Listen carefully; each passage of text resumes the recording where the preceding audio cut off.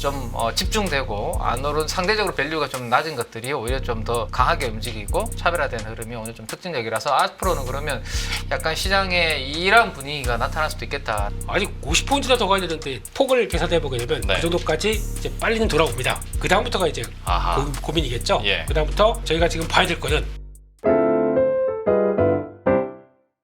오늘 시장 한마디씩 들어보도록 하겠습니다. 오랜만에 팀장님 오늘 좀 어떻게 보셨는지 코스피도 5거래일째 상승에 또 코스닥의 상대적인 강세도 좀 계속 이어졌습니다. 전반적으로 좀 어떻게 해석하셨습니까? 이런 시장이 있었나 싶을 정도로 최근에 방송하면서 연일 상승을 이야기하고 있는 것 같습니다. 예. 작년만 하더라도 우리 매일 거의 하락을 해서 네. 월요일만 빼고 그래도 월요일은 약속의 월요일이 있었죠. 월요일만 예. 작년에 좋았던 것 같은데 이번 올해 들어서는 뭐 분위기는 일단 여전히 괜찮은 것 같아요, 그죠? 네. 그리고 오늘 밤에 미국 증시는 휴장입니다. 휴장이라서 미국 증시가 어떻게 되든지와 상관이 없음에도 불구하고 우리나라 증시는 뭐 지난해 하락했던 부분을 회복하는 네. 그런 부분들이 나타난 것들은 좋은 것 같고. 또 하나는 이제 지난주 금요일 날 이제 미국에서는 소매 판매 데이터라는 게 발표가 됐습니다. 예. 네, 저는 항상 이제 원래 같은 정상적인 시장이라면 이 소매 판매 데이터에 대해서는 상당히 좀 긴장하면서 저는 이제 바라보고 있는데요. 왜냐하면 미국은 어쨌든 지금은 트럼프가 바꾸려고 하고 있죠. 네. 원래는 소비만 하는 국가에서 지금은 이제 우리도 생산 좀 하겠다라고 해서 생산 쪽으로 막 바꾸려고 하고 있는데 원래 미국은 달러 찍어서 다른 나라들이 파는 물건들을 달러로 소비하는 그런 국가죠. 그래서 이 소매 판매 데이터가 상당히 중요하고 다른 거 별로 좀 안 좋다고 하더라도 이 소매 판매 데이터만 좀 좋게 나와도 모든 게 또 용서가 그렇죠. 되는 그런 분위기였는데 지금은 사실은 워낙 시장에서 아직까지는 좀 금리에 대한 방향성에 대한 기대치가 있다 보니까 금리 인하를 하려면 뭔가 조금 구실이 있어야 되잖아요. 안 좋아진다라는 뭔가 있어야 되는데 고용 탄탄하고 괜찮았습니다. 그죠? 근데 소매 판매가 이렇게 좀 안 좋게 나오니까 이러면 또 금리 인하 또 되는 거 아니야? 뭐 이런 이제 기대치가 좀 살아는 부분이 있었던 것 같고 그래서 미국 10년물 국채 금리도 다시 좀 하락하면서 전반적으로 우리나라 증시 개장 전에 뭐 무난한 분위기가 형성이 되었고 결국에는 오늘은 뭐 우리는 양시장 올랐는데 하나만 또 특징적인 것만 좀 이상해서 하나만 말씀드리면 원래 같았으면 하나 에어로스페이스가 오늘 오전에 한 7, 8% 오르는 걸 제가 본 것 같은데 종가는 사실은 제가 잘 못 봤습니다. 마지막은 못 봤는데 역시 8%. 그 정도 끝났네요. 네. 근데 보통 하나 에어로스페이스가 저 정도 오르면 나머지 방산주들도 같이 이렇게 쫙 끌어올려서 동반 강세를 보이는 경우가 좀 많지 않습니까? 네. 근데 혼자 좀 집중되고 예. 뭔가 수급도 그렇게 부분이 특징적이었고 조선기자재가 오늘 좀 움직였는데 기자재는 움직였는데 오늘 조선소들은 특별히 움직임이 없고 오히려 쉬어가는 그러한 의미에서 좀 차별화되는 흐름. 그래서 예전처럼 이제 뭐 다 같이 오르는 게 아니라 좀 집중되고 안 오른 상대적으로 밸류가 좀 낮은 것들이 오히려 좀 더 강하게 움직이고 차별화된 흐름이 오늘 좀 특징적이라서 앞으로는 그러면 약간 시장에 이런 분위기가 나타날 수도 있겠다라는 생각이 좀 오늘은 좀 드는 그런 하루였습니다. 저는. 그러니까 저희가 지난번에도 뭐 몇 주 전인지 정확히는 기억이 안 납니다만 조선주 급등했을 때 그때도 조선 그 밑에 뭐 후판이며 기자재면 다 같이 올랐던 게 아니라 사실 그때는 엔진 정도만 뭐 같이 급등을 했었고 이외에는 좀 선택적으로 오르더라라는 얘기를 했는데 오늘도 얘기해 주신 것처럼 방산주들도 그렇고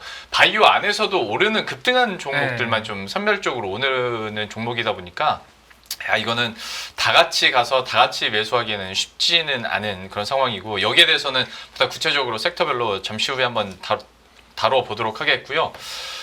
대표님께서는 오늘 시장 좀 어떻게 보셨습니까? 좋죠.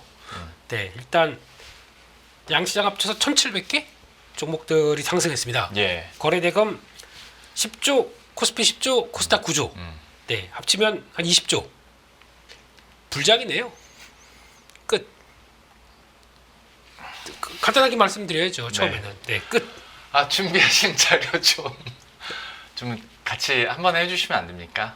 그 다음 이렇게 하면 다음 토스 받아서 그러면 자료를 보시죠. 네, 이게 다 빅픽처입니다. 왜 이러세요? 그 한두 번 해보신 거 아니면서 그런 쪽인데 그런 건 있습니다. 만약에 이제 시장을 볼 때 최근에 고점이 얼마였습니까, 우리 앵커님? 고점이 얼마였습니까? 네, 지난 작년에 하반기 때 딱 시작할 때 고점이 얼마였습니까? 2896입니다. 2896. 예, 네. 알면서 왜 여쭤보죠? 예. 지금 찾아보고 네. 있었어요. 관심이 시장에 있나 없나 테스트를 한번 해봤습니다. 2896. 네. 네. 저점이 얼마였습니까, 작년에? 대충 한 2300. 236 하나. 예. 합치게 되면은 중간에 그러면 한 600포인트 좀 되겠죠? 2000한 5, 600포인트 좀 되겠죠? 네. 네. 하락했다가 돌아가게 되면 한 50%. 절반이 어디입니까? 2650에서 한 2700쯤 되겠죠. 네. 지금이네요. 예? 아직 50포인트나 더 가야 되는데. 아니 그러니까 중간이 네. 이제 점점 그 중간에 진입하고 있는 시점 아닌가요? 그렇죠. 이제 그럴 때 이게 시장이 폭을 계산해 보게 되면 네. 그 정도까지 이제 빨리는 돌아옵니다. 그 다음부터가 이제 아하. 고민이겠죠. 예. 그 다음부터 저희가 지금 봐야 될 거는 이게 그러면 지금까지는 뭐 외국인들이 딱 보면은 선물 매수 중심으로 대응합니다. 네. 선물 매수 쭉 하고 그러면 뒤에 프로그램 매수가 들어오게 네. 그렇게 네. 만들어 놓고 그럼 그 정도까지 인정. 그럼 그 다음에는 더 가려면은 외국인들이 현물까지도 같이 좀 도와줘야 되겠죠. 네, 거기에 좀 들어와야 되는데 그렇다고 해서 그게 뭐 필수 조건은 아닌 것 같긴 한데 못 들어오게 되면 조금 좀 바라보는 게 좀 그렇죠. 예, 그래서 근데 올해 들어서 실제로 한 1월 중순 이후부터는 계속 외국인 매도 우위잖아요. 좀 기간적으로 봤을 때. 그러면 네. 그게 결과적으로 상승하락폭 중간쯤 갔을 때 탄력을 더 못 내는 이유가 될 거라고 보십니까? 거기가 갈림길이라고 생각합니다. 아. 갈림길인데 거기서 이제 저희가 아까 우리 팀장님 말씀하셨듯이 매크로 지표가 이제 툭 예. 후루룩 이렇게 나오기 시작하고 이번 달에 엔화만 네. 변화가 그렇게 크게 없이 나온다. 이번 달에 CPI 1번 나올 때 그때 잠깐 좀 눈여겨보고 큰 변화 없다. 그러면은 매크로 지표 툭 그러면 한국 시장 가자 신흥국으로 그러면 현물 사기 시작하겠죠. 그러니까 이제 미국만 바라보던 쪽에서 확산되기 시작하게 되면 그렇게 나오지 않을까라고 대충 그림을 그리면서 보는데 그거는 뭐 그때가 먼저 생각하고요. 네, 지금은 그냥 섹터 종목 강한데 즐겨야 되겠죠. 네. 그래서 코스닥이 탄력 강화되는 모습들도 오늘 더 셌다라고 네. 봐야 될 것 같고 게다가 바이오 2차 전지 움직이게 되면 뭐 코스닥은 뭐 다 움직이다 보니까 예, 그런 쪽인데 거기서 세부적인 게 더 강했다. 근데 의외로 아시아 증시가 좀 뜨뜻미지근해요. 대만만 강했습니다. 대만만 1.5% 올랐는데 거의 코스닥이 올라온 게 거의 따라가는 모습들. 네, 그래서 시장 괜찮다. 네, 내일 미국 휴장이다 보니까 이 분위기 내일 그대로고 내일 안 나오시잖아요. 그렇죠. 네, 저희끼리 누리겠습니다. 네, 그래도 당분간은 계속 긍정적으로 보시는군요. 아니 봐야. 이게 지금 시장이 오른다고 좋아할 게 아니라 네. 작년에 너무 빠졌다가 회복되는 과정이라니까요. 그건 맞죠. 네, 그건 그러니까 이걸 맞는데.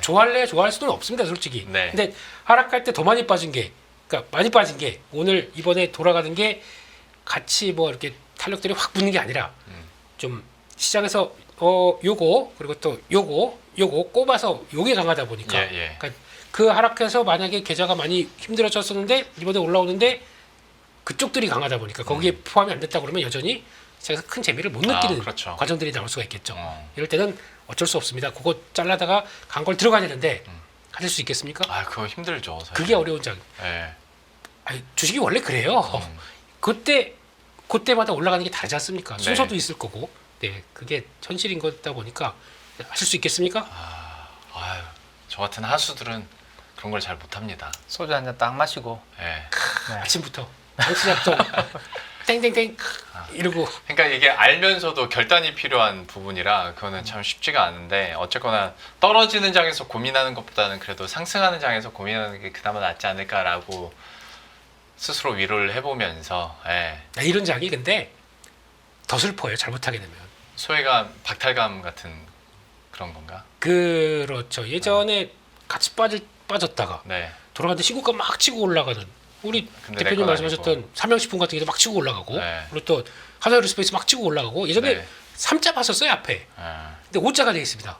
근데 내 기자는 5로 시작했던 종목이 4로 가 있는데 4에서 5로 안 올라와요. 네.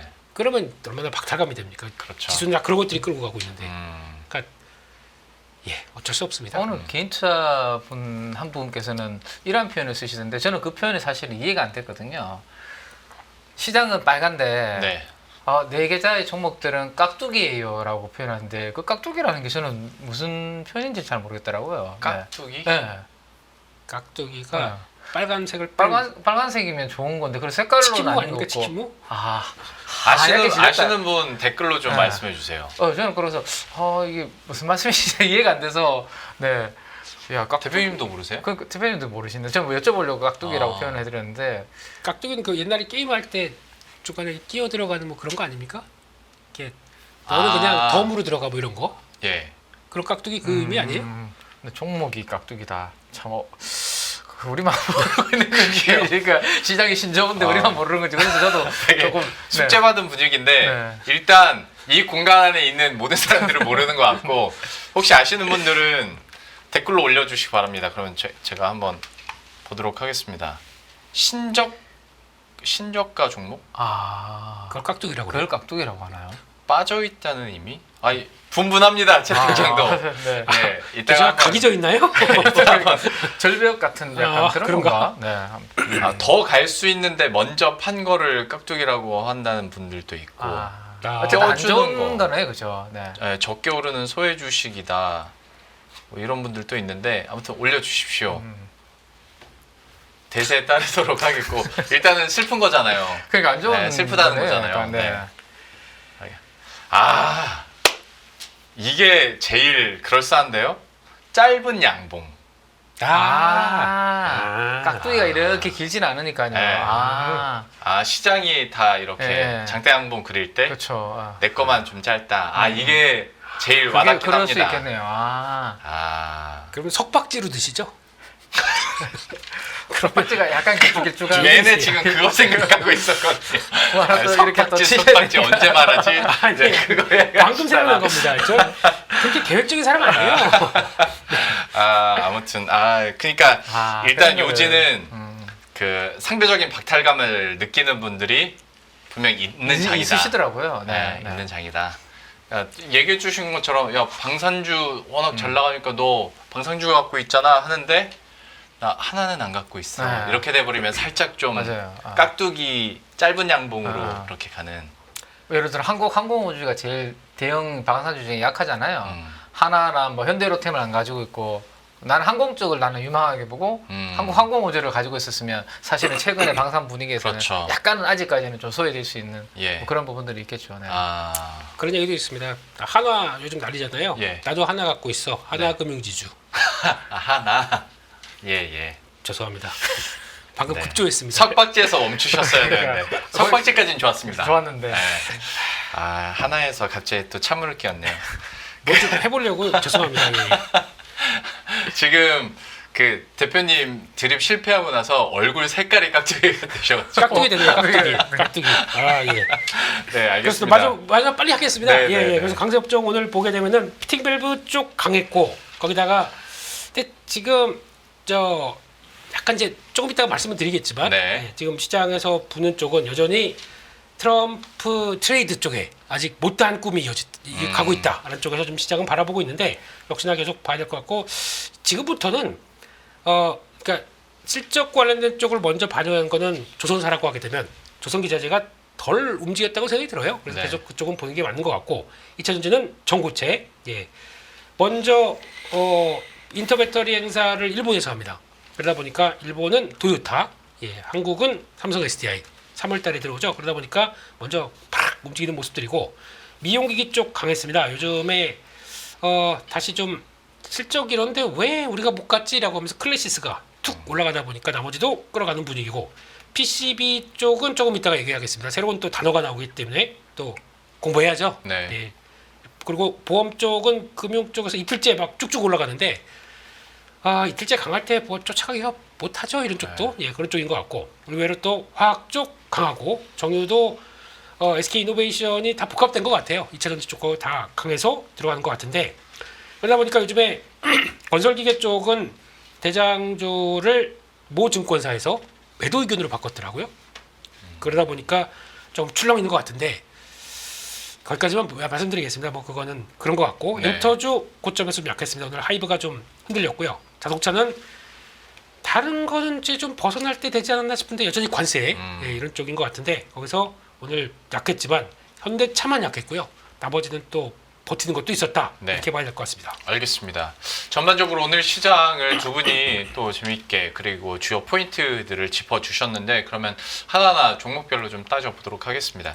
2차 전지부터 잠깐 좀 얘기를 했으면 하는데 지금의 2차 전지 투자에 대해서 그리고 지금의 기업 가치에 대해서 그리고 지금의 전망에 대해서 자 이걸 어떻게 정리를 하느냐에 따라서 지금이 저점일 수도 있고 아직은 때가 아니다 일 수도 있을 것 같습니다. 장기적으로 봤을 때 긍정적인 뭐 전망들의 보고서도 분명히 나오고 있는 것 같긴 한데 팀장님께서는 2차 전지 관련주에 대해서 산업 전망하고 지금의 투자 의견하고 좀 어떻게 갖고 계십니까? 이게 또 서로 다를 수도 있는 거잖아요.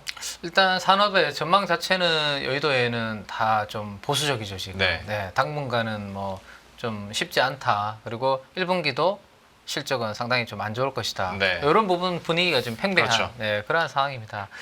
그래서 뭐라도 좀 그래도 좀 이 분위기를 돌릴 만한 게 뭐 없을까라는 것을 이제 저는 좀 고민을 하다가 예.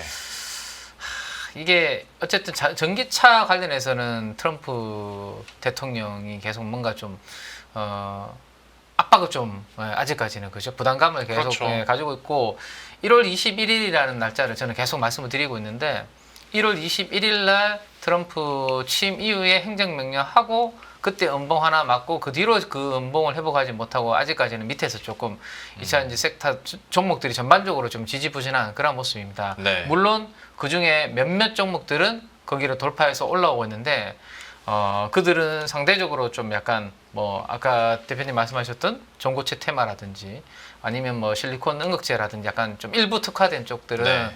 올라오는 부분이 있는데 그 외에 대부분의 2차전지 과거에 강했던 뭐 종목들 있죠. 우리한테 2차전지 소재주들 날아갈 네. 때 움직였던 종목들은 아직도 여전히 조금 부진하고 그래도 이제 저점을 다지는 정도밖에 네. 안 되거든요. 그러면 이 전기차의 캐즘을 뭘로 이 분위기를 조금 그래도 방어해 줄 수 있을까라는 생각을 하다가 좀 억지스럽긴 한 것 같습니다. 제가 생각해서 조금 네네네. 억지스럽긴 한데 그래도 앞으로 이런 이야기가 나올 수 있기 때문에 한번 요 이야기를 드리려고 하는데 우리 지금 연초 이후에 네. 레인보우 로보틱스의 삼성전자 지분 인수로 인해서 레인보우가 100% 상승을 했습니다. 그리고 이제 뭐 이 삼성전자의 레인보우 투자 외에도 뭐 메타도 그렇고요. 뭐 빅테크 관련된 기업들이 전반적으로 뭐 휴머노이드 로봇 이야기하면서 주말에 이제 지난 금요일 주말에 메타도 AI 기반의 휴머노이드 로봇에 대해서 대규모 투자를 하겠다라는 이야기를 했거든요. 그래서 휴머노이드 로봇에 가장 앞서 있는 것은 우리는 테슬라라고 당연히 생각을 하고 있는데 그 후발주자들이 다 지금 그쪽으로 뛰어든다라는 이야기를 하고 있습니다. 그래서 그러면 어쨌든 빅테크 관련된 기업들이 휴머노이드 관련된 투자를 많이 한다라는 거고 네. 그러면 지금 당장은 아니지만 휴머노이드 관련된 이 로봇들이 우리 주위에 이제 한두 개씩 보일 수 있다라는 거거든요. 네. 이 이미지 하나 보시면 이번에 CES에서 그 전시된 이미지인데 어떻게 앵커님은 좀 어떠세요? 좀 느낌이 좀 편안하십니까? 좀 어디 친근감이 가시나요? 아니면 조금 뭔가 좀 불편해 보이? 네. 그 저걸 보자마자 저는 네. 그 불쾌한 골짜기라는 단어가 딱 떠올랐습니다. 그러니까 뭔지 모를 불쾌함이 좀 있네요. 그렇죠. 뭐 너무 어색하고 똑같아가지고. 그죠? 네, 네. 뭐가 좀 그런데 이 미국의 회사 중에 하나가 리얼보틱스가 전시한 휴머노이드 로봇. 요게 이제 우리나라 국내에서도 기사화돼서 되게 많이 나왔었거든요. 네. 요 한 대가 전신으로 제작을 하면 원하는 얼굴 스타일도 만들어주고 전신으로 하면 약 2억 정도가 조금 2억. 넘더라고요. 2억. 네. 이 부담 사기가 선뜻 당연하죠. 지불하기 쉽지 않죠. 이거는 네. 아무리 뭐 비슷하고 뭐 잘한다고 하더라도 지금 네. 당장 2억을 주고 저걸 사기에는 그럼요. 부담스럽습니다.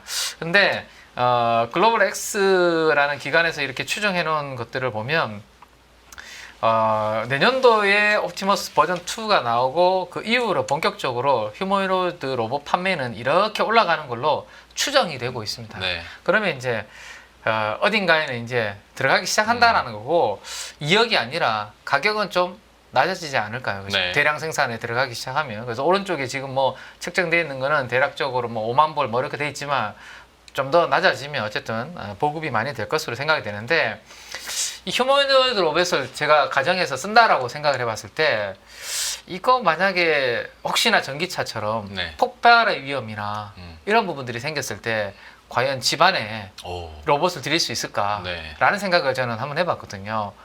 우리 지하주차장도 터져서 난리가 나는데 네. 집안에 만약에 로봇이 배터리 달고 있다가 터져버렸을 때 끔찍하죠. 그렇죠. 네, 근데 혹시 우리 아기를 이렇게 돌봐주고 있는데 잘못됐을 때 오. 뭐 등등. 네. 예.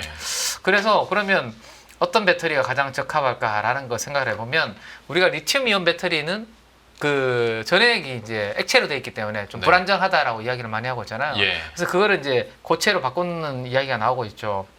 그래서 최근에 이것 때문은 아니겠지만 아까 말씀하셨던 그냥 행사도 있고 하니까 그런데 그러면 휴머노이드 로봇에는 좀 안정적인 배터리가 들어가야 되나? 뭐 이런 생각들도 자꾸 하게 되고 뭐라도 찾아야 되니까. 아니 근데 실제로 네. 2차 전지주들 한 번씩 튈 때 그리고 로봇 잘 나갈 때 네. 그렇게 엮여서 스토리들을 많이 좀 있죠. 네, 만드셨죠. 네. 그래서 예, 시간이 다들. 좀 멀리 느껴지긴 하지만 네, 네. 그래도 이 구간에서 이런 띠이 자꾸 생기지 않을까라는 거를 한번 생각할 수 있고, 그래서 최근에 이 전고체 배터리와 실리콘 음극재를 묶어놓은 ETF는 웬만한 ETF, 2차전지 ETF와 다르게 거의 지금 맞아요. 수직으로 서 있고 신고가를 막 가고 있습니다. 좀 차별화되는 흐름이 네, 만들어지고 있거든요. 그래서 거기 이렇게 생각해 보면 좀 2차전지를 바라보는 시각이, 우리가 지금 2차 전기차의 캐즘으로 인해서 잘 안 팔리고 공급 과잉으로 인해서 재고가 많은 상황인데, 저 재고를 앞으로 조금씩 뭐 털어줄 수 있는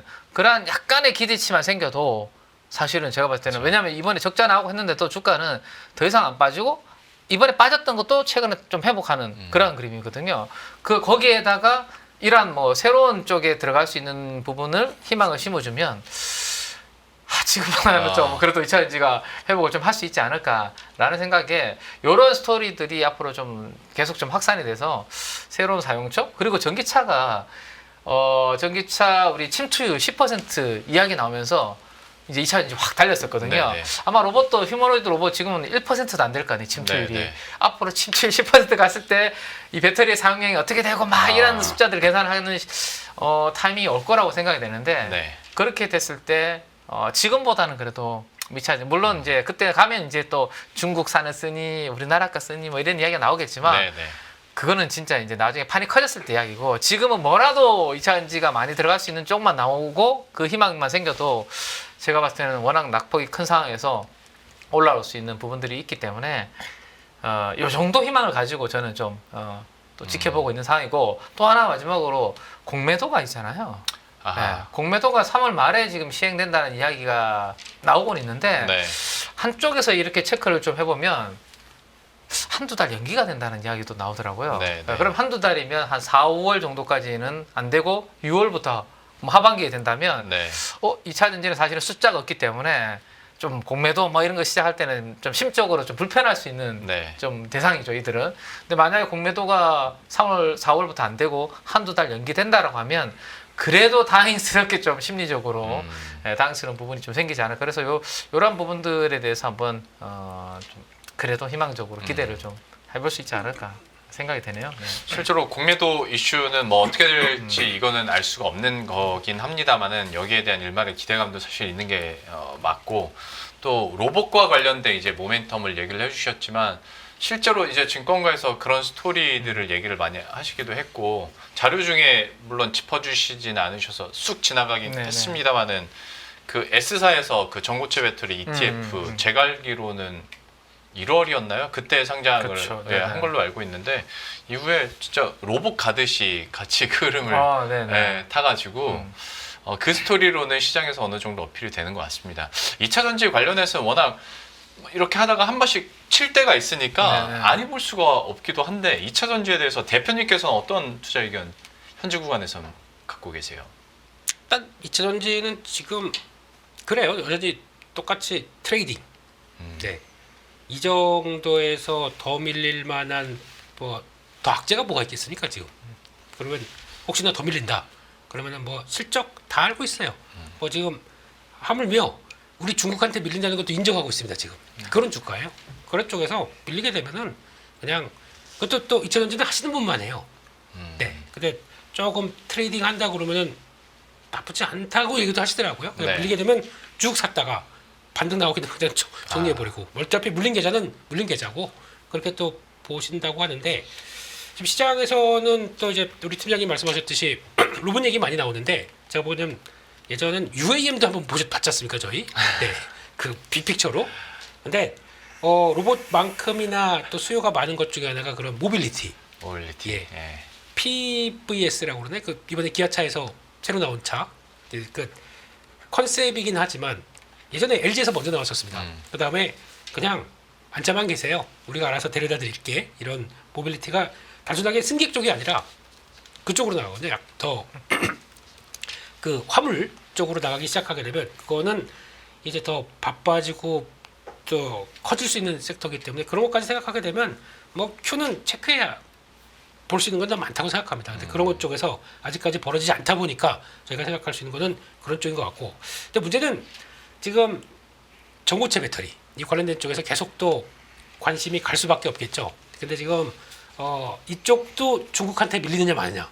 아마 일본하고 우리가 되게 이제 격돌을 많이 할 것 같습니다. 근데 지금 보게 되면은 CATL이 생각보다 2027년 양산으로 나오다 보니까 CATL은 황화물계입니다. 네. 황화물계 이런 쪽이다 보니까 좀 더 속도를 내서 우리가 주도를 하겠다라는 쪽으로 최근 들어서 뭐 보도 자료 보면 되게 많이 나와요 CATL이. 근데 그 뒤에 BYD는 고분자기를 황화물계 둘 다 하겠다라는 쪽에서 좀 늦습니다. 2027년 양산에서 2027년 개발 완료해서 30년 대량 양산으로 얘기를 하고 있거든요. 그러니까 가장 빠른 쪽이 어디겠느냐? 라는 쪽으로 봤을 때 지금 뭐 파이프라인과 설치된 쪽으로 보면은 삼성 SDI에 애써 무게를 두고 싶어요. 근데 이번에 또 도요타가 어떻게 나올지를 또 봐야 되겠죠. 네. 그런 쪽인데 아직까지 전고체 배터리는 대형화하기에는 조금 어려운 것 같습니다. 팀장님 말씀하셨듯이 로봇 쪽이나 이런 쪽에 약간 소형화돼서 들어가는 쪽들이 더 먼저가 아닐까라는 부분인데 근데 그렇게 되면은 단가를 못 내립니다. 로봇 단가가 아까 뭐 2억짜리 정도쯤 되면서 가격이 올라가는 요인으로 될 수밖에 없거든요. 그렇기 때문에 그걸 얼만큼 대량 양산을 통해서 떨어뜨리냐가 또 하나 로봇 쪽들도 하나의 대량 양산의 단가를 낮추는 조건이기 때문에 이것도 봐야 되겠죠. 그래서 같은 쪽이면은 안에서도 투자가 제대로 잘 좀 딜레이가 된 것들 이런 것들은 여전히 가격이 생각보다 빨리 안 떨어지기 때문에 당장은 그런 쪽에 대한 섹터나 종목들을 보면서 대응하는 게 맞지 않나 싶어서 혹시나 신저가 나왔다 네. 그러면은 어디 한번 이럴 정도고 뭐 이걸 가지고 추세에서 알았으니까 추격 매수 하기는 어렵고 그렇게 맞을 것 같습니다. 이렇게 말씀드리긴 좀 모함입니다만, 그러니까 이제 급등하는 경우들이 있으니까 저희가 2차 전지 한 번씩 다뤄드리긴 합니다만은 약간 모멘텀을 쥐어 짜내는 감이 없지 않아 있긴 합니다. 그 부분을 생각하시면서 트레이딩 관점에서 2차 전지는 한번 보셨으면 좋겠고요. 앞에서 조선 관련하면서 얘기하시면서 기자재 얘기를 하셨으니 이쪽도 한번 점검을 해보도록 할 텐데, 조선 기자재 업체들에 대한 이슈들과 투자 전략 팀장님께서 어떻게 좀 보고 계십니까? 일단 조선사들은 이제 밸류가 좀 부담스러운 것 같아요. 네. 네, 물론 이제 2027년, 2028년도까지 이제 밸류를 끌어와서 땡기면 뭐 그래도 이제 가지고 계신 분들 입장에서는 뭐 그렇게 급하게 뭐 팔 뭐 그런 건 아니지만 그래도 이제 방산이라는 이제 띠이 너무 많이 이제 좀 붙어져서 주가 단기간에 오른 면이 있는데. 조선 기자재 쪽으로 이렇게 돌아서 보면 아직까지 밸류가 이제 안 오른 종목들은 꽤 있고 네. 오늘도 보면 이제 조선소는 좀 쉬지만 기자재는 좀 움직이는 그런 부분들이 나타났고요. 근데 이제 오늘 조선 기자재에서 특징은 아무래도 지금 뭐 미국의 에너지부 장관이 이제 이렇게 이야기가 나온 LNG 수출 승인이 있죠. 네. 네, LNG 수출 승인 발표한 부분, 요게 이제 가장 메인이었지 않나라는 생각입니다.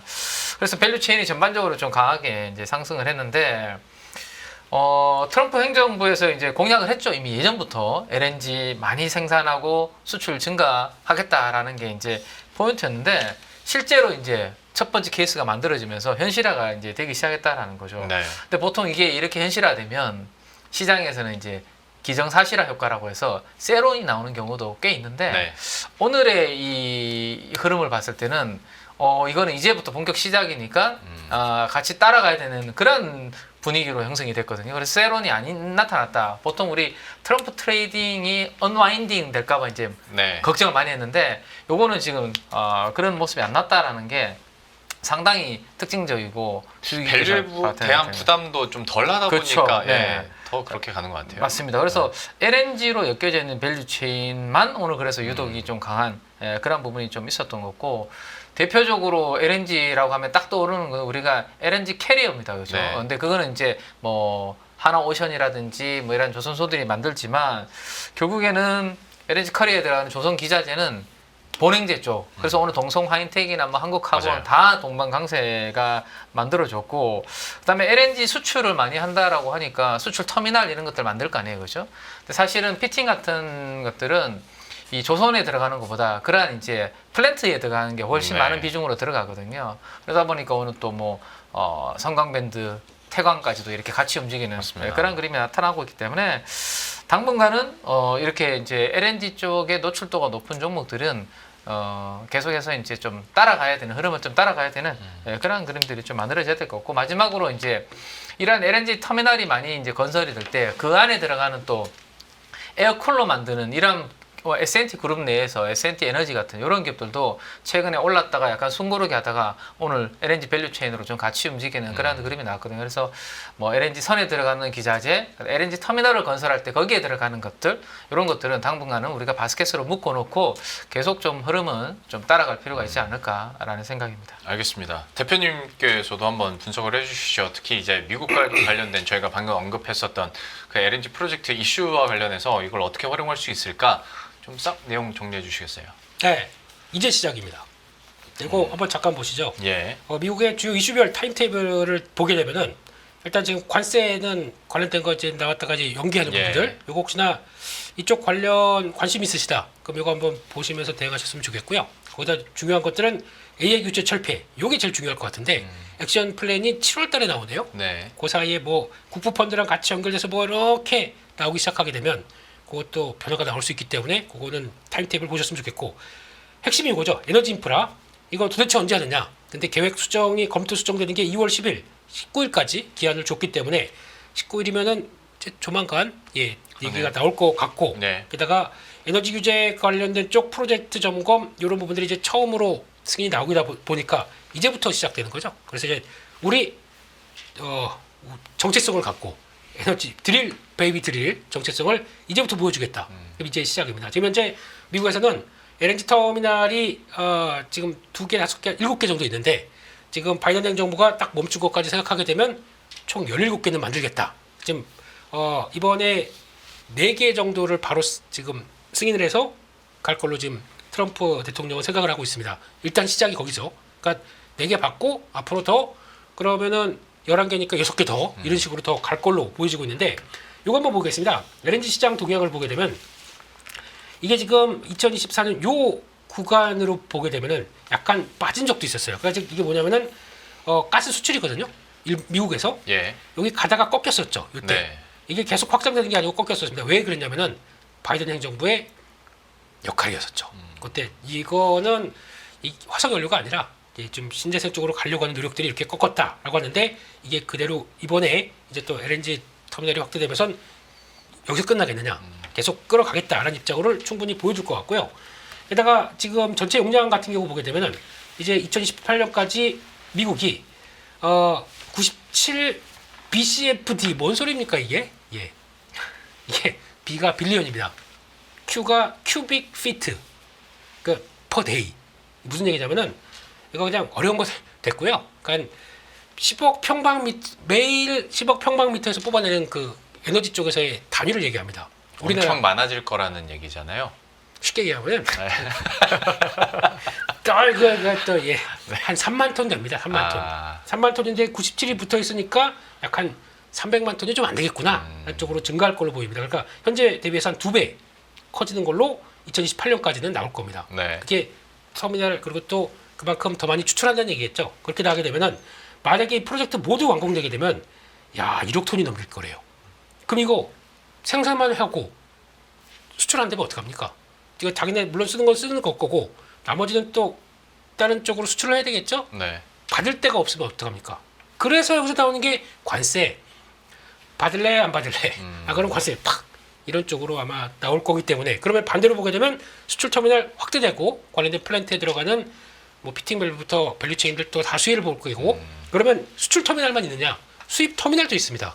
수출이 있어야 받을 거 아닙니까? 그거를 배로 운송해서 가게 되면 그러면 유럽에서 수입 터미널 확 질 거고 2배. 그러니까 피팅 밸브가 왜 이렇게 각광을 받는지에 대해서는 설명이 될 것 같고요. 두 번째 이거 또 체크하셔야 될 것 같습니다. 이후 천연가스 TTF인데 요거 많이 지금 유럽에서 움직이는 LNG 가격들은 이걸로 많이 봅니다. 근데 이게 네덜란드 쪽에서 거래되는 허브다 보니까 거기서 TTF로 얘기를 많이 하는데 요거는 아마 바뀔 겁니다. 왜냐면은 지금까지는 이걸 많이 썼는데 이게 변동성도 크고 제대로 가격 반영을 안 한다고 하더라고요. 그러니까 몇 개가 있어요. 유럽 쪽에서도. 근데 그거를 다시 한번 바꾼다고 하는데 결국은 지금 보게 되면 최근에 쭉 올라가고 있죠. 그러니까 가격이 올라가고 있습니다. 지금 러시아 우크라이나 종전된다는데 천연가스 가격은 왜 올라갈까요? 이런 부분들 다음에 답이 있습니다. 이거 한번 보시죠. LNG 시장의 동향을 보게 되면 지금 가장 많이 쓰는 게 위에 2개입니다. 나머지는 정체되어 있습니다. 네. 제가 보통 얘기하는 주택용, 주택 난방용 이거 해봐야 뭐 사우나 만들 것도 아니고 정체가 돼 있죠. 계절적인 수요는 있습니다. 정체돼 있고 상업용, 운송용 다 운송도 살짝 늘어나긴 하는데 그렇게 크지는 않습니다. 뭐가 제일 큽니까? 전력 쪽이 제일 크죠. 전력 쪽이 제일 크고 산업재로 들어가는 LNG를 통해서 들어가는 뭐 추출해서 뭐 탄소랑 결합되는 이런 관점들도 크긴 큽니다.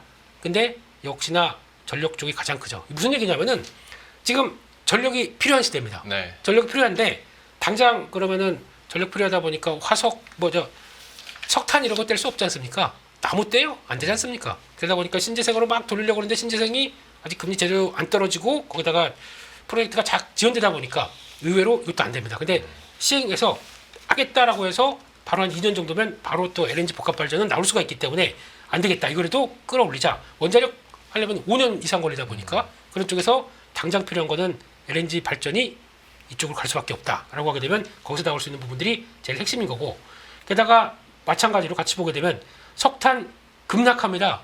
요즘 누가 석탄 예전에 아세요? 그 조개탄? 조개탄 알죠?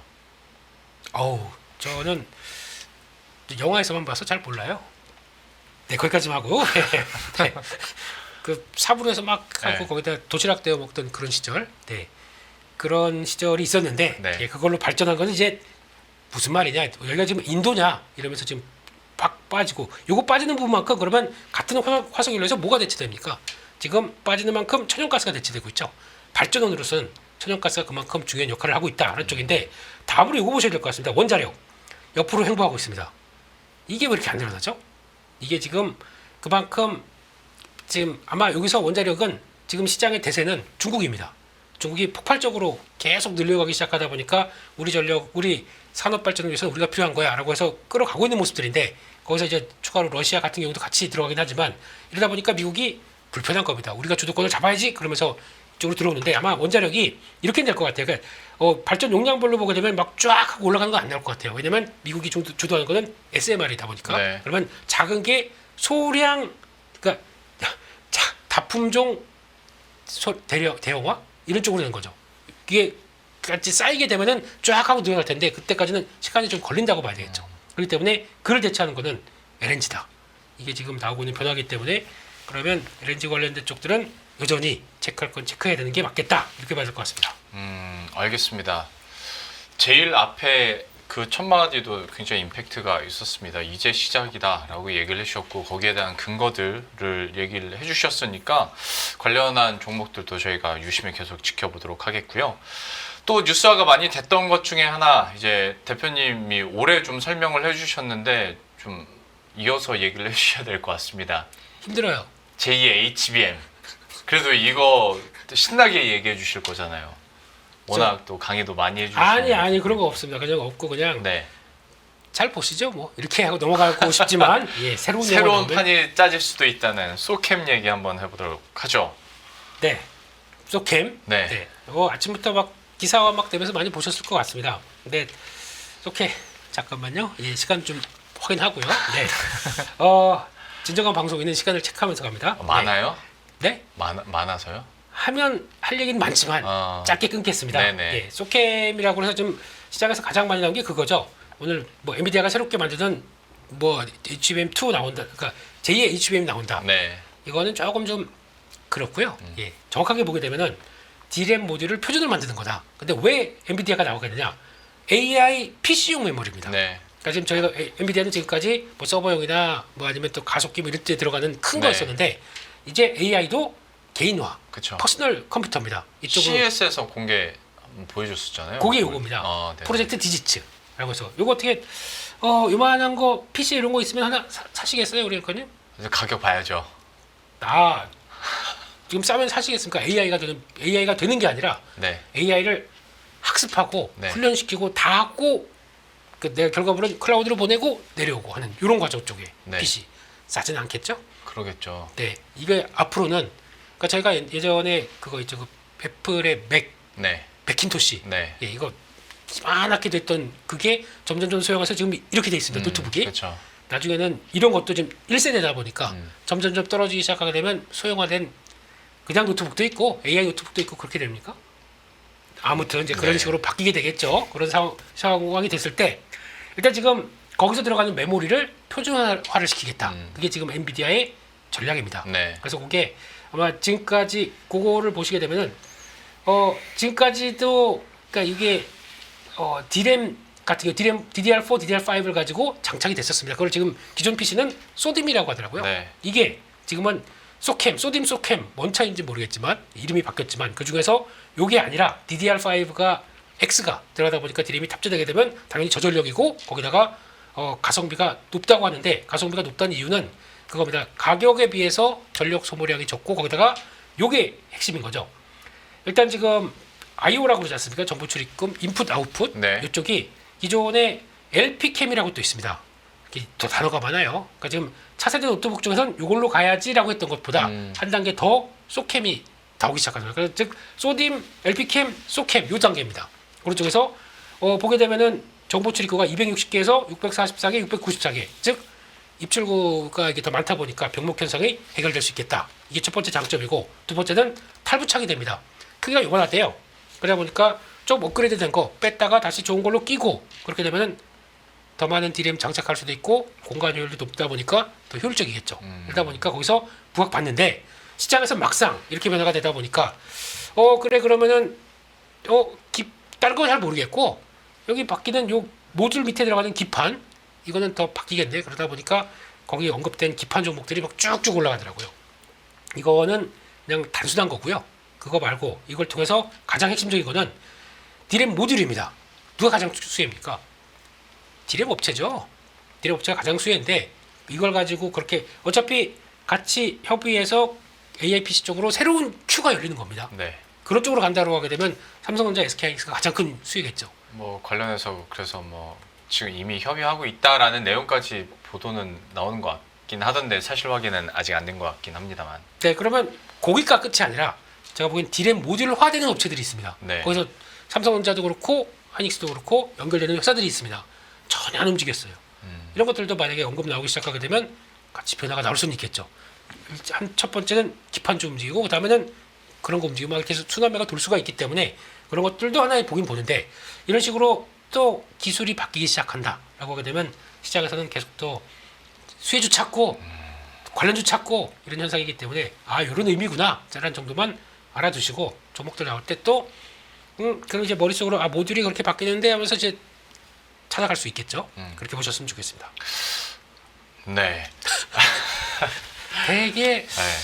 뜨뜻미지근하게 마감을 아니요. 시키시네요. 그게 아니라 어떤 투자 관점에서 봤을 때 그러면 이거를 어디까지 주가에 녹여낼까? 그러니까 처음은 이 메모리 반도체 제조사가 표준을 만드는 게 아니라 엔비디아가 그 표준을 제시한다는 것도 놀랐고 그거는 이제 차치하고서라도 그러면 삼성전자, SK하이닉스 그리고 그 하단에 있는 공급사들에 대한 모멘텀과 소캠을 어디까지 자, 핵심은 얼마만큼 핵심은 넘겨줄 수 있을까? 네, AI PC가 그만큼 대중화되느냐. 네, 그게 핵심인 거죠. 아, 그래서 이제 앵커님도 산다 그러고 노트북 안 사 AI PC 사야지 이런 고 되는 AI가 지금 직접 가동되는 네. 쪽을 산다 그러면 그때부터는 얘기가 달라지는 거겠죠. 그럴 수가 있기 때문에 가능성으로 보는 거고 이게 네. 그래서 당장 와 PCB 업체가 수혜다 이거는 그렇죠. 단순한 논리가 그러니까 거론됐기 때문에 시장에서 네, 움직이는 네, 네. 것뿐이지 그게 아니라 훨씬 더 수혜가 받을 수 있는 폭은 더 다양하다 이렇게 봐야 될 것 같고 문제는 그게 우리가 다 대중화가 되기 시작하는 게 또 중요하겠죠. 그렇죠. 네. 근데 이제 그거는 또 긴 시계열에서의 이야기인데 오늘 장에서는 기판들이 그런 반응을 했단 말이죠. 좀 어떻게 봐야 되나 이런 기판주나 그리고 소캠과 이제 관련주들이 다 이제 묶일 텐데 추려질 텐데 여기에 대한 투자는 어떻게 보시는지 이건 팀장님께 좀 여쭤보겠습니다. 일단은 이제 변화가 생긴다라는 게 옛날에 우리가 이제 DDR 뭐 4에서 5 바뀌면 뭐 사이즈 바뀌고 그다음에 거기 이제 다 바뀌어야 된다. 그러면 단가도 새로운 신제품으로 바뀌니까 단가도 비싸진다. 뭐 그런 부분들이 이제 많았는데요. 이번에도 뭐 변화가 생긴다. 그러면 이제 이 메모리 모듈 하는 기업 TLB라든지 뭐 이런 부분들부터 다 괜찮다라는 건데 이게 이제 강했던 이유 중에 또 하나는 지난주부터 해서 사실은 이제 온디바이스 AI 같은 네. 이런 부분들에 대한 기대치가 지금 좀 올라온 부분들이 좀 있는 것 같아요. 그쵸, 네. 특히나 그리고 중국 쪽에 네. 방금 말씀드렸던 이러한 기업들이 대부분 이제 모바일 쪽에 비중이 좀 있는 기업들이거든요. 네. 근데 이제 주가가 안 좋았던 이유가 워낙 스마트폰이나 이런 것들이 안 팔리니까 그쵸. 예, 그쪽이 1분기 실적도 다 아마 적자 나오는 기업도 있을 겁니다. 음. 지금 올라가는 기업인데 근데도 기관 투자가들이 이렇게 사고 있다라는 것은 그 1분기 적자지만 알고 사는 거거든요, 지금. 예. 왜냐하면 이구환신이나 이러한 정책들로 인해서 어쨌든 모바일 쪽의 분위기는 뭐 시간은 좀 보조금 주는 동안만 좋겠지만 제한적이잖아요. 네. 이건 계속 좋아지는 게 아니라 그래도 최악은 지났다라는 부분이 있는 거고 거기에서 이제 이러한 변화들이 생기니까 관련된 부분에 이제 약간의 모멘텀이 더 붙은 거죠, 사실은. 뭐 코리아 서키트, TLB, 심텍 대표적으로 심텍이 이제 모바일 쪽에 많이 이제 PCB 기판 하는 기업인데 네. 약간 거기에 기대감이 있는 데다가 요 뭐 그러니까 새로운 거는 신선해요, 시장에. 소캠 하기를 저는 뭔 소캠인지 그랬습니다. 주말 사이에 저도 막 공부해보고 네. 했는데 우리가 처음 듣는 낯선 용어잖아요. 증시는 어쨌든 이런 뭐 낯설고 뭐가 뭔지 좀 애매한 것들 우리 이렇게 설명해도 이거 뭐 좀 이런 거 있잖아요. 맞아요. 이런 것들은 일단은 움직입니다. 뭔가 새롭고 신선하기 때문에. 근데 이게 공부되고 나중에 진짜 수혜가 어디가 되고 했을 때는 그때는 사실은 이제 좀 약간 옥석 구분이 되기 시작하는 거죠. 그렇죠. 지금 우르르 이제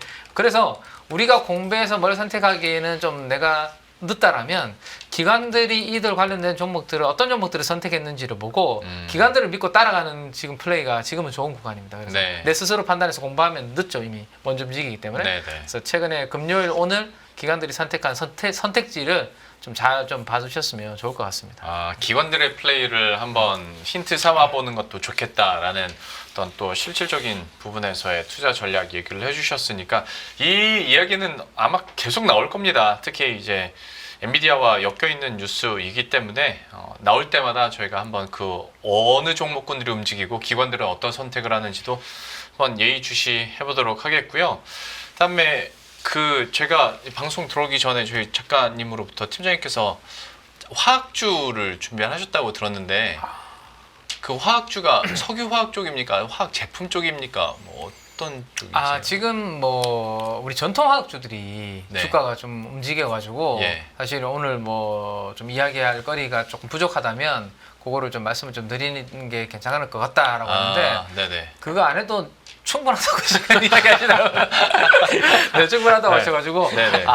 그렇구나 하고서 저는 아무 생각 없이 아. 들어봤는데 그래도 뭐 또 앵커님께서 또 이제 또 네. 오래간만에 저희 만났는데 네. 제가 그냥 또 가면 또 예의가 아니니까 네네. 네. 감사합니다. 네. 아니 근데 사실은 롯데케미칼이나 대한유화나 이런 것들은 좀 조용하고 잊을만 하면 한 번씩 튀고 그죠. 또 지금 그런 것 같아요. 네네. 지난주 후반 오늘 뭐 연속으로 지금 조금 움직이고 있는 것 같은데 롯데케미칼 같은 경우는 사실은 구조조정에 대한 희망이 좀 기대감이 좀 있는 것 같아요. 매각이라든지 네, 그런 네. 기사들이 지금 좀 나오고 있거든요. 그러면 여기에서 뭐 매각하고 롯데그룹이 좀 자금을 좀 이렇게 만들면 좀 괜찮아지지 않을까? 그러니까 최악은 이제 좀 지나가지 않을까? 이런 기대감이 사실은 좀 더 반응이 좀 되는 것 같고 근데 롯데케미칼이 일부 뭐 매각하는 걸로 저게 과연 경쟁력, 저게라는 표현이 좀 잘못된 것 같습니다. 저 회사가 네, 경쟁력을 회복할 수 있을까라는 생각을 해봤을 때, 다른 뭔가 본업에서 저는 그게 아직은 잘 보이지 그렇죠. 않거든요. 네. 중국에 대한 뭐 그런 경쟁 강도도 여전히 강하고, 네. 그러면 새로운 또 화학에 있어서 동력이 나오지 않으면 그거를 경쟁력이 좀 갖추기는 좀 쉽지 않은 그런 부분인 것 같아요. 그래서 롯데케미칼은 그래서 저는 조금 지켜봐야 되는 부분이 있는 것 같고, 대신에 그게 아니고 최근에 움직이는 부분들은 아무래도 우리가 재건 수요라는 게 있지 않습니까? 네. 지금 여러 가지 재건 수요들이 나오고 있죠. 미국의 LA 산불로 인한 재건, 우크라이나 지금 종전에 대한 재건 네. 등등 해서 거기에 들어가는 뭐 철도 들어가겠지만 뭐 화학 제품도 거기 뭐 건설하고 하려면 많이 네. 들어갈 텐데, 그러한 부분에 대한 기대치도 그래도 그러면 업황은 좀 지나가지 않을까 이런 부분들이 있는 것 같아요. 근데 계속 화학 이야기 한 번씩 나올 때마다 그래서 저는 말씀드렸던 부분은 그래도 고무 쪽은 다르다라는 고무가 우리 화학 회사들 중에 엮여져 있는 회사는 금호석유 화학이잖아요. 그 고무가 왜 다르냐면 우리가 지금 시장에서 되는 산업 중에 하나는 트럼프 대통령 쪽에서 규제를 하는 쪽, 상대적으로 수혜를 볼 수 있는 쪽, 이런 쪽들은 괜찮은 부분인데, 고무가 약간 그런 부분들에 대한 방어를 좀 해주는 것 같아요. 우리나라 회사 금호석유학한테 그래서 숨통을 좀 치워줄 수 있는 그런 부분들이 좀 만들어주는 것 같고, 그 다음에 일부 고무 생산하는 부분에 있어서 쇼티지 약간 만들어지는 부분들, 그런 부분들이 고무 가격 상승세를 만들죠. 고무 가격, 천연 고무 가격 올라가면 이제 합성 고무 가격도 영향을 주게 되고, 그래서 이 화학주 중에서 그래도 좀 뭔가 찾아본다라면 저는 이제 금호석유가 숫자적으로도 실적적으로도 좀 나올 수 있는 부분이고, 밸류에이션은 사실 다 같이 빠져 있는 상황이거든요. 네. PBR 뭐 0. 몇 배 다 싼 상황에서 그래도 본업이 조금 빨리 좀 턴어라운드를 할 수 있는 화학주를 그래도 그 안에서 고른다면 금호석유화학이 좀 상대적으로 좀 낫지 않을까라는 생각에, 올라갈 때는 다 같이 올라가지만 그런 부분들에 대한 좀 차별화 포인트를 좀 말씀을 좀 드리고 싶습니다. 고무 얘기해 주셔서 대표님 네? 관련해서 뭐 아이디어나 효성 쪽도 그쪽이랑 그러면 모멘텀이 좀 가져갈 수 있는 거예요, 같이? 별데다 고무 되셨네요. 석박지 이후로 살아나지가 않네요, 드리비오는. 네. 고민 좀 많이 하겠습니다. 네, 네. 네, 죄송합니다. 예. 고무 관련해서. 네. 그러니까 효성 초첨이나 이쪽 같은 첨단 경우도 소재. 예. 근데 이걸 보게 되면 이제 이쪽은 되게 머리를 많이 써야 되는 게 PQC 다반이고 거기다가 이제 증설까지 이것까지 보게 되면 되게 복잡해요. 근데 거기서 어느 정도 먼저 누가 승기를 잡았느냐에 따라 다 다른데, 혹시 화학 쪽이나 이쪽에서 가장 주가가 좋았던 때가 언제인지 아십니까? 최근에? 화학 쪽에서 제일 좋았던 때? 네. 언제? 코로나예요, 코로나 때. 최근도 아니네요, 그러면. 오이. 사후 잠깐만. 그럼 가장 근래 그렇게 그래, 됐을 네네, 때니까 예. 되게 오늘 까칠하시네요. 최근에나 코로나 근래나 뭐, 때. 예. 그때 이후로 뭐가 많이 바뀌었느냐. 근데 그때 같은 경우는 이제 다 공장이 출근을 못하다 보니까 네. 그래서 이제 공급이 확 줄면서 나오는 변화가 가장 컸었죠. 그게 자극한 게 뭐였냐? 피였습니다. 거기다가 또 위생 막 따르다 보니까 거기서 나왔던 게 이거 요즘에 이제 많이 뛰죠 이거. 네. 빡 이거 수술 시제만 쓰는 줄 알았더니 네. 그 장갑 네. 이걸 뭐라고 그러죠? 라텍스. 라텍스라서 갑자기 이게 생각이 안 나서 이렇게 나오기 시작했던 부분들이 거기서 쭉 나오다가 그러니까 된다니까 다 증설했습니다. 그게 기간이 딱 끝난 다음에 그 다음부터 다시 그 가격하고 맞다 보니까 이제 움직이는 거죠. 중요한 거는 여기서 화학 쪽 봤었을 때 P와 Q를 같이 보게 되면은 네. 근데 P는 만약에 우리 팀장님 말씀하셨듯이 약간 이제 뭐 수요가 좀 살아나다 보니까 다 같이 변화가 될 수는 있겠는데, 그러면 가격은 올라가는 건 인정.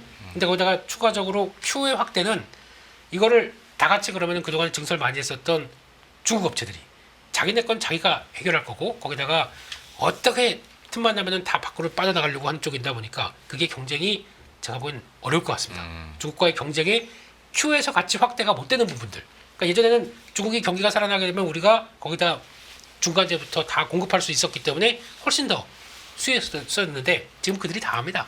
이럴 때는 중국을 막 물량으로 막 이렇게 미는 것들은 같이 하면 안 될 것 같아요. 그렇기 때문에 차라리 이쪽들은 저는 그냥 마음 편하게 마음 놓고 봐야 될 것 같고, 매매는 다른 얘기 같고, 차라리 만약에 본다라고 하게 되면 저는 그쪽 탄소 포집 관련된 쪽에서 연결되는 쪽의 화학 쪽들은 그거는 좀 봐야 될 것 같습니다. 그거는 성장성을 붙일 수가 있기 때문에 네네네. 거기다 뭐 밸류도 낮고 그렇기 때문에 그런 쪽들은 매매를 해볼 수 있을 것 같은데, 그게 아니고 이제 단순히 뭐 경기 회복이 된다는 논리와 여러 가지 북치기에는 화학이에요. 네, 화학이 또 화학할 수 있습니다.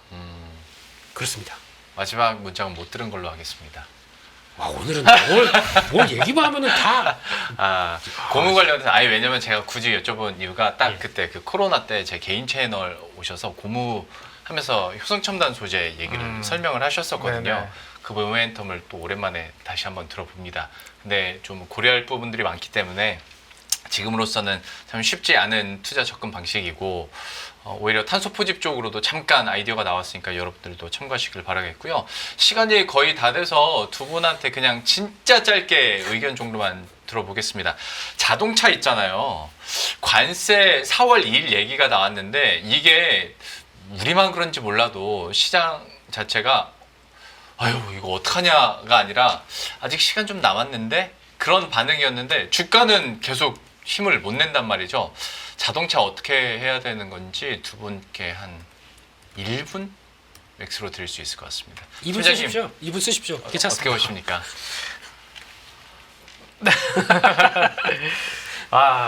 계속 이제 자동차는 조금 보수적으로 뭐 말씀을 드리고 있는 섹터인데, 그 관세 관련된 부분이 이제 완전히 노출이 되면 네. 오히려 그때는 이제 악재의 노출로 인해서 잠깐 이제 반등은 좀 할 수 있을까 싶긴 한데, 그래도 이게 추세적인 상승을 보이려면 뭔가 좀 판매라든지 이런 부분들에 대해서 좀 획기적으로 뭔가 살아나는 그런 좀 숫자가 좀 나타나 줘야 될 것 같은데, 네. 금리가 물론 이제 소매 판매 나오면서 이제 약간은 꺾이긴 했지만 그래도 고금리입니다. 지금 수준은. 네. 그러면 이런 소비재들은 저는 관세 부담도 있는 데다가 금리 부담도 있기 때문에 이러한 고가의 경기 소비재들은 쉽게 손이 나가기는 좀 쉽지 않다라고 제가 계속 좀 말씀을 드리고 있거든요. 네. 근데 라면은 다르다 뭐 이런 설명을 드렸는데, 어쨌든 그런 부분들이 어느 정도 좀 해결이 돼야 그 다음 사이클, 소비의 사이클은 지금은 막 투자하고 공급 관련된 이런 캐펙스 사이클이잖아요, 지금. 여기 어느 정도 다 끝나고 물가 잡히고 금리 떨어지면 그때 소비의 사이클이 올 겁니다. 네. 그때 차화정 사이클이 올 거거든요. 조금 기다려 주시죠. 네. 알겠습니다. 의견 들어봤고요. 이제 대표님 네? 오랜만입니다. 김민수의 30초. 네. 트레이딩 가능. 네. 빠지면 사도 됩니다. 네. 네. 워낙 그 악재 안고 있는 쪽이고 밸류 싸다 보니까, 근데 올라간 것도 한계가 있습니다. 그렇기 때문에 변화되기 전까지는 밀리면, 근데 이런 거 잘하시는 분들이 좋을 것 같은데, 네. 시간이 거의 재고 있습니다. 네. 그렇게 트레이딩 쪽으로 한번 보시자, 그렇게 말씀드리겠습니다. 안녕하세요, 이승입니다. 더 많은 영상을 보고 싶으신 분들은 화면 오른쪽에 있는 구독 버튼을 눌러주시기 바랍니다. 그리고 영상을 보시면서 좋아요는 필수인 거 아시죠? 항상 인포맥스 라이브를 사랑해주셔서 감사합니다.